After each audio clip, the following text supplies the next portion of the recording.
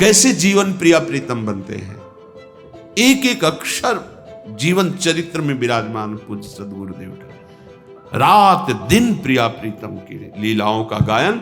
और कह रहे जैसे कोई विषैले सर्प को देखकर भयभीत हो जाए, ऐसे विषयी पुरुषों के संग का त्याग भुजंग की तरह। जैसे तुम अचानक बैठे हो, सांप तुम्हारे ऊपर गिर पड़े तो पहला काम करोगे उसे फेंक देना, फिर विचार करोगे। विचार नहीं कि फेंकूं कि रखूं।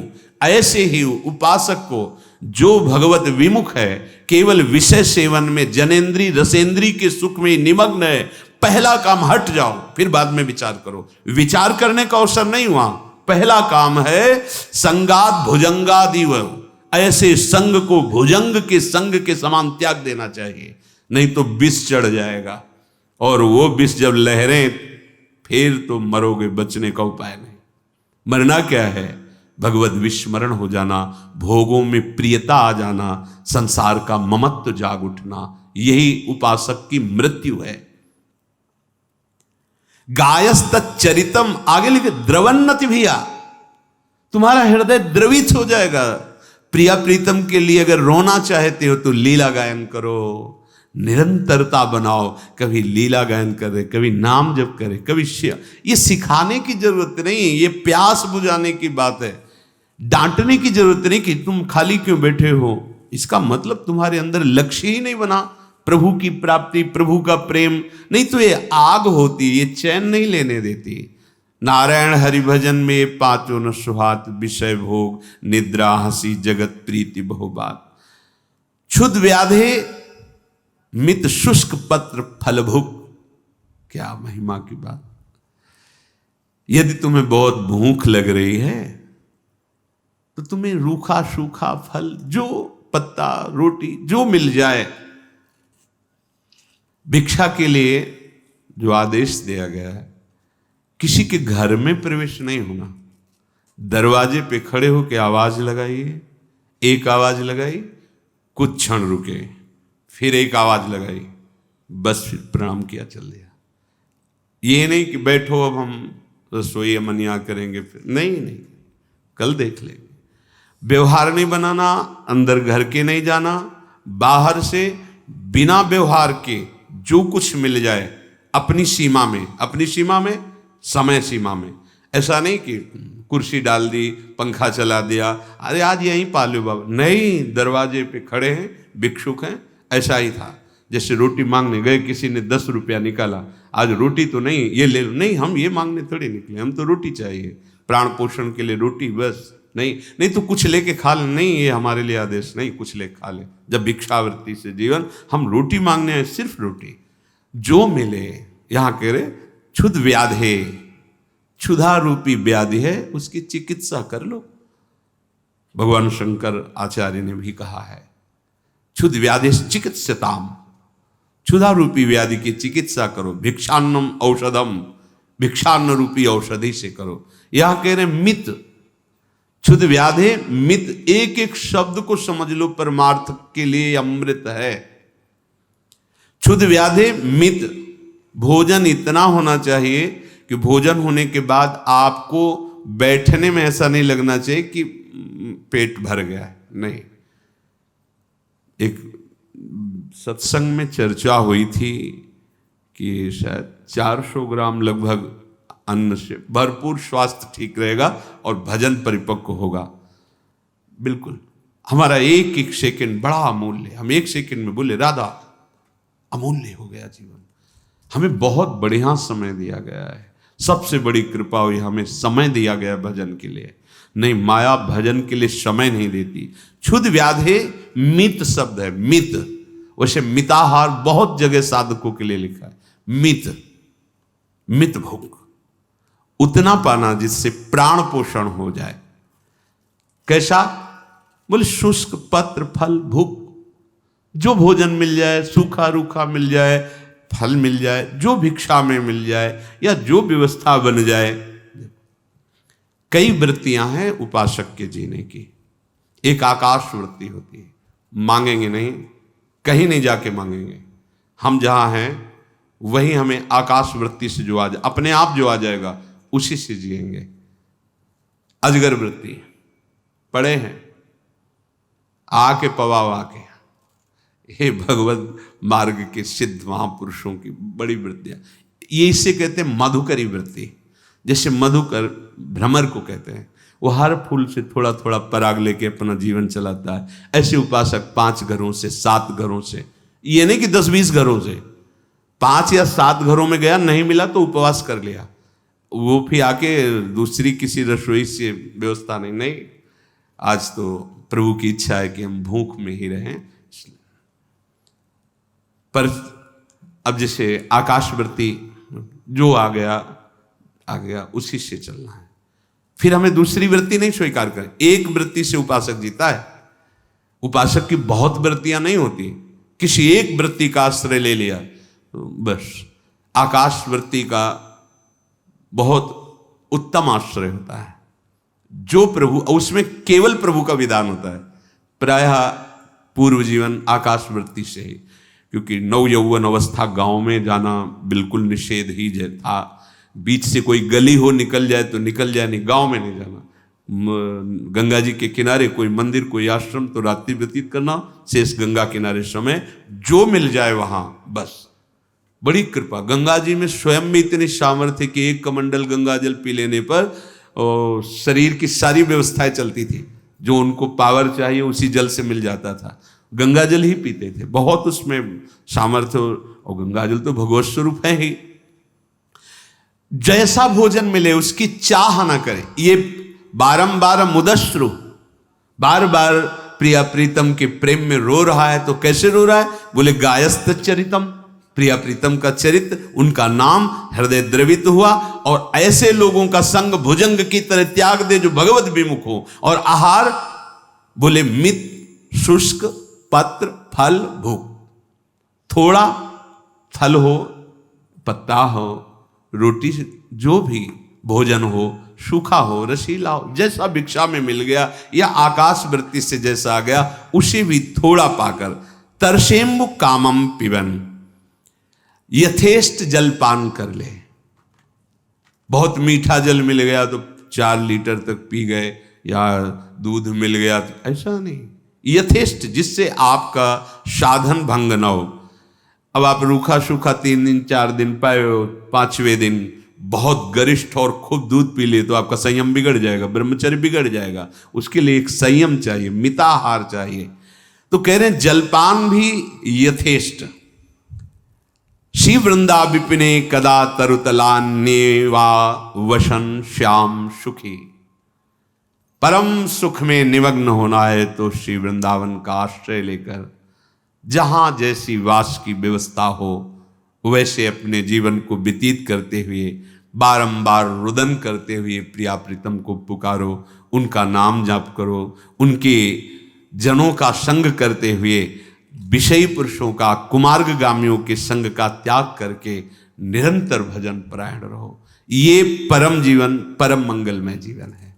चलते हैं पांडवों के पावन चरित्र का कथन श्रवण करके हृदय में सहनशीलता धारण करते हैं, अनन्य भक्ति को प्राप्त होते हैं। प्रसंग चल रहा है, देखो एक ऋषि हैं पर इनको द्वेष हो गया देवराज इंद्र के वैभव से। बहुत बचाने की जरूरत है, वृत्ति क्षण में दूषित हो जाती है। इनका नाम त्वष्टा है, ये बड़े तपस्या और मंत्र के धनी हैं। जो ब्रह्म ऋषि जन हैं इनमें सबसे बड़ी सामर्थ्य मंत्रों की होती है। दैवाधीनम जगत सर्वे मंत्राधीनम देवता ते मंत्रा ब्राह्मणाधीनम तस्मात् ब्राह्मण देवता। वो ब्राह्मण देव इसीलिए होता है कि मंत्रों, इन्होंने मंत्र के बल से ऐसा पुत्र प्रकट किया जो 3 सिर वाला देवराज इंद्र को मार सके। इंद्र ने पहले तप भ्रष्ट करने के लिए विश्वरूप जी के पास अप्सराएं भेजी पर वो सफल नहीं हो पाई। तब क्रोधावेश में वज्र से प्रहार किया, फिर भी वो प्राण तो निकल गए पर तेज उनका वैसे ही दमक रहा, तो उनको भय लगा कि कहीं फिर ऐसा प्रभाव न प्रकट हो जाए, तो लकड़ारे से, कुल्हाड़ से उनके गर्दन कट। तो 3 रूप थे, उसमें से ये वर्णन किया कि कपिंजल नाम का पक्षी, जो वेद ध्वनि जिस मुख से होती थी वो प्रकट हुआ, और जिसके द्वारा वो भयावह मुख, तो उसमें तीतर पक्षी, बाज पक्षी प्रकट हुआ, और जिससे सुरा पीते थे उससे गौरैया नाम का पक्षी प्रकट हुआ। और इसके बाद जो ब्रह्म हत्या प्रकट हुई तो बहुत विचार करके सब बड़े बड़े लोकपालों से सलाह करके उसको 4 भागों में बांट दिया, जल में, भूमि में, वृक्ष में और स्त्रियों में। वही मासिक धर्म के रूप में, और वही ऊषर भूमि में, और वही जल में फेन बुदबुदार रूप में, ऐसे वो प्रकाशित हुई। जो वृक्षों में वो गोंद, पवित्र अंतःकरण करने के लिए गोंद नहीं पाने चाहिए, वो उसे ब्रह्म हत्या का अंश कहते हैं। जैसे भजन करना है तो ऊषर भूमि में नहीं बैठा जाता है, जैसे जल में स्नान करना है तो ऐसे ऐसे करके फिर स्नान किया जाता है। अब जब त्वष्टा जी को पता चला कि हमारे जो मंत्र बल से इंद्र को परास्त करने के लिए पुत्र प्रकट किया था देवराज इंद्र ने वध कर दिया, तो उन्होंने कहा कि मेरा पुत्र बड़ा संयमी, जितेंद्रीय और तपस्या में लगा हुआ था। क्या अपराध किया था, क्यों इंद्र ने मार दिया? वास्तविक अभी कोई अपराध नहीं हुआ था, पर उद्देश्य यही था त्वष्टा ऋषि का कि इंद्र का वध करें। अतः अब मैं पुनः देवेंद्र के विनाश के लिए ऐसा पुत्र उत्पन्न करूंगा कि इनका कोई भी बल उसमें काम नहीं करेगा। संसार के लोग मेरी तपस्या और मंत्र का बल देखें। वो ऐसा होगा कि दुरात्मा देवेंद्र का नाश करेगा, मेरा पूर्ण तपोबल ही मूर्तिमान होगा। महायशस्वी त्वष्टा ऋषि, ये देखो, जहां भजन और तपस्या का फल भगवान को प्राप्त करने के लिए, वहां द्वेष होने कारण बदल गया। अब वो देवराज इंद्र के पीछे पूरी तपस्या लगा रहे हैं। पहला पुत्र तो वो, जब अब दूसरा पूरी तपस्या। महायशस्वी त्वष्टा ने आचमन किया, अग्नि प्रज्वलित की और मंत्रों के द्वारा पुत्र उत्पन्न किया। इंद्र शत्रो, तू मेरी तपस्या के प्रभाव से महाबलशाली प्रकट हो।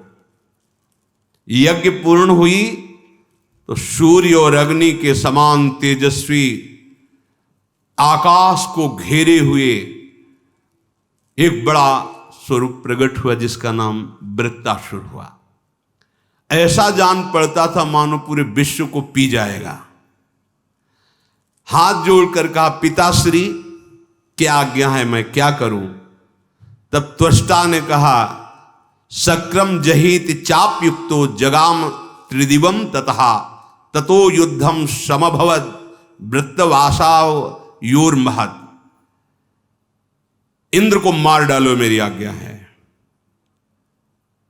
उनके ऐसा कहते ही वृत्तासुर ने कदम बढ़ाए। स्वर्ग इतना विशाल का है शरीर, बड़ा भारी। इंद्र ने प्रयास किया अपने को बचाने का वृत्तासुर से। क्रोध में भरे हुए वृत्तासुर उनके अस्त्र शस्त्र सबको ऐसे दांतों से चबा लिए। कोई काम उनके ऊपर अस्त्र शस्त्र नहीं कर रहा था।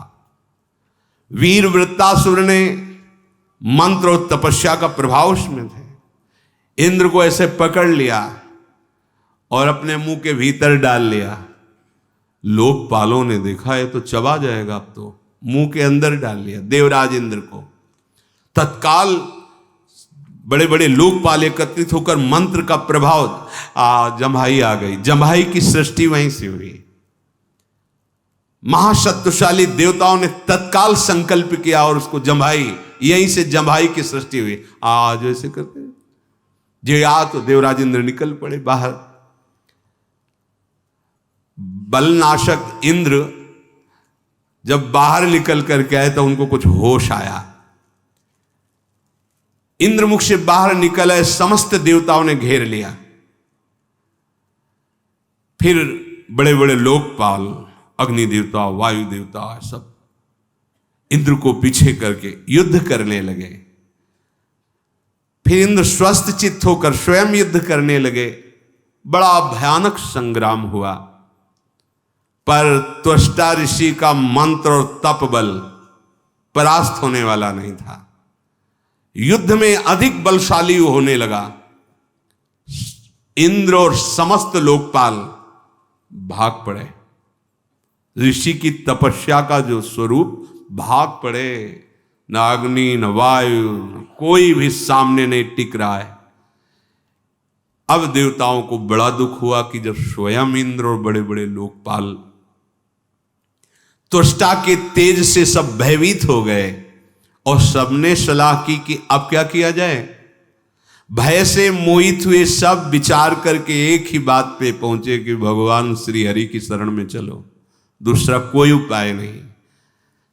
तो सब मंदराचल के शिखर पर गए और एकत्रित होकर हाथ जोड़ करके वृत्रासुर के भय से पीड़ित होकर श्री भगवान का स्तवन किया। सबने प्रार्थना की, प्रभु जब जब हमें संकट पड़ा है आपने ही बचाया है। नाथ, आपने मेरे लिए मोहिनी अवतार धारण किया, दैत्यों के हाथ से अमृत छीना और युद्ध में सब दैत्यों का संहार किया। महादैत्य बलि को बांधने के लिए आपने मेरे कारण ही वामन अवतार धारण किया और आपने इंद्र को देवताओं का राजा पद पुनः प्रदान किया बलि से छीनकर। आप संपूर्ण देवताओं के स्वामी, चराचर जगत के स्वामी, हे देवाधिदेव, हे अखिल विश्व वंदित सुरश्रेष्ठ, आप हम सबके आश्रयदाता हैं, हमारी रक्षा कीजिए। ये वृत्रासुर अपने प्रभाव से हम सब देवताओं को परास्त कर लिया है, अब आप ही मुझे बचा सकते हो। श्री भगवान बोले, देवताओं, तुम लोगों का उत्तम हित अवश्य करूंगा, अतः तुम सबको एक उपाय बताऊं जिससे वृत्रासुर का अंत होगा। तुम सब लोग ऋषियों के समीप जाओ और ऋषियों को लेकर के जहां वृत्रासुर है उसके पास झुक के जाओ और उससे कहो मैं जान गया कि मैं आपसे नहीं जीत सकता, और उससे मित्रता करो, संधि करो, फिर हम जीतने का उपाय बताएं। पहले तुम संधि करो। देवताओं, मेरे तेज से तुम्हारी विजय होगी। जब इंद्र वध करने का निश्चय करेंगे तो मैं उनके आयुध में अग्रभाग में विराजमान हो करके उसका विनाश कर दूंगा। पर अभी तुम जाओ, झुक के प्रणाम करो और संधि करो, क्योंकि अभी बढ़ा हुआ तपोबल है, कोई जीत नहीं सकता। प्रभु के ऐसा कहने पर ऋषि देवता सब मिलकर के वृत्रासुर के पास गए। वृत्रासुर ने देखा सब हाथ जोड़े, ऋषि देवता और देवराज इंद्र आ रहे। ऋषियों ने पास आकर कहा, दुर्जय वीर, कोई प्रहार मत करना, हम तुम्हारे तेज से बहुत जल रहे हैं, आप हमसे मित्रता कीजिए, अब तुम्हारा कोई अमंगल नहीं करेगा। इंद्र की सामर्थ्य नहीं कि तुम्हें जीत सके, इसलिए हम तुम्हारे आश्रय में आए हैं।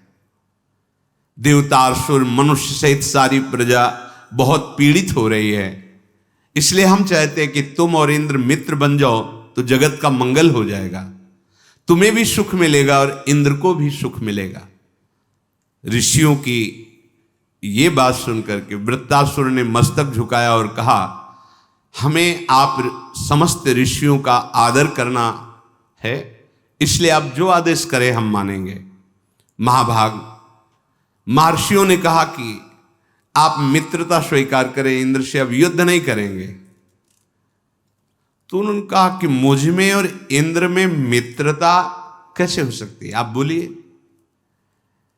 क्योंकि मैं तप और तेज बल से प्रकट हुआ द्वेष भाव से हूं, इसलिए इंद्र के प्रति मेरे हृदय में द्वेष रहेगा और इंद्र अपने द्वेषी को टिकने नहीं देंगे, इसलिए मारने का उपाय करेंगे, कभी मित्रता हो ही नहीं सकती।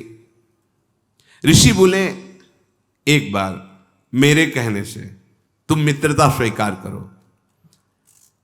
अगर साधु पुरुषों का वचन मान लिया जाए तो उसमें परम कल्याण होता है।